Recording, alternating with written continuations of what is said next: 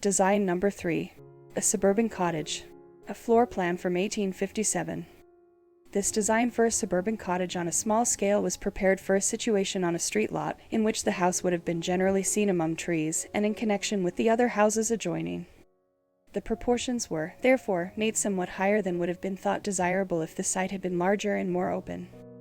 This point of relative proportion is worth much consideration in suburban houses, for it may easily happen that a particular design shall have a decidedly dwarfish appearance if built in one situation, a high, stilted effect in another, and be quite satisfactory in a third, the result on the eye being dependent as much on the objects immediately surrounding the house as on the house itself.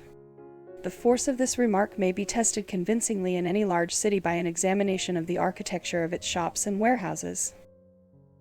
It frequently happens that a block of stores, which for years expressive feature and deserves to be brought prominently into notice in domestic architecture. As a general rule, it is desirable in this climate to build the chimneys in the body of the house and not in the outside walls.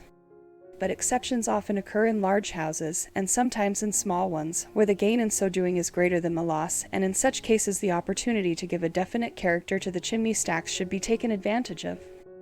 This design has not been executed.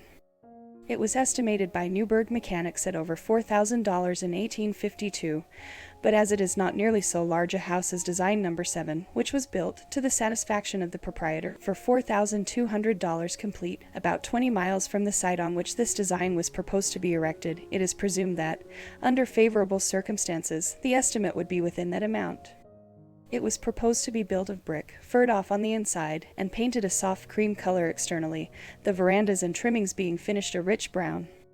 In arranging the tints for the exterior of a country house, it is better to make them a little warmer than will be entirely satisfactory at first, because the pigments must certainly fade more or less in a few months, and the permanent effect is what should be most thought of at starting.